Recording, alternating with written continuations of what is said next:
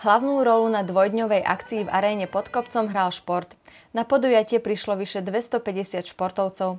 Zastúpenie mali najmä Moldavčania, ale pekné počasie sklbené s množstvom aktivít prilákalo aj cyklistov z Budapešti a volejbalistov z Krakova. Vynikajúca atmosféra je. Som rád, že naozaj ako Arena Sport Centrum funguje v rámci športu a je to úžasné, ja si myslím. V sobotu sa okrem iného konali aj preteky na horských bicykloch, kde si bajkeri vychutnávali krásy slovenského krasu. Ja pochádzam z Jaklovec, to je pri Gelnici.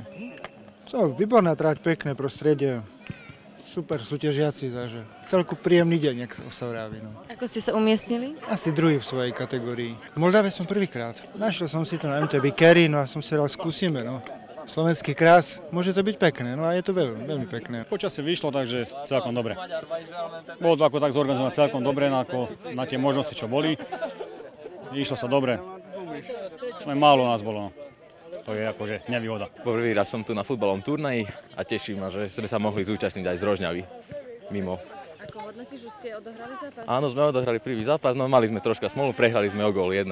Tak dúfam, že už druhý zápas bude lepší. Celku preteky dobehli dobre, bol som dosť uvoľnený na ten beh.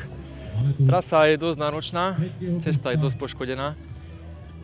Samé kamene a také výmole po tých lesných strojoch, ale keď človek dáva pozor, tak dá sa. Teraz aktívne behám 3 mesiace, som sa pripravil na ten moldavský pohár, no a vtedy vlastne trénujem. Dnes hráme volejbal, je tu 14 tímov, pokiaľ vieme, tu je tím z Polska a je to veľmi výborné, si myslím, je tu 4 ihrisk, na každom ihrisku sú 4 tímy. Myslím, že výborná akcia. Úžasné, je dobré, že to zorganizovali, pretože máme konečne dní na to, aby sme športovali a nesedeli doma pred telkou. Okrem klasických loptových hier a pretekov na korčuliach či bicykloch sa hral aj petang. Je to spoločenská hra, ktorá pochádza z Francúzska a je určená pre dve jedno- až trojčlenné družstva, ktoré sa snažia umiestniť kovové gule čo najbližšie k cieľu a tým je drevená gulička. Výhodou tohto športu je, že ho môže hrať ktokoľvek a kdekoľvek. Nemá vekovú hranicu a terén je ľubovoľný. Ide o to hodiť čo najbližšie k jacku. To je tá malá vec, ktorej sa hádže.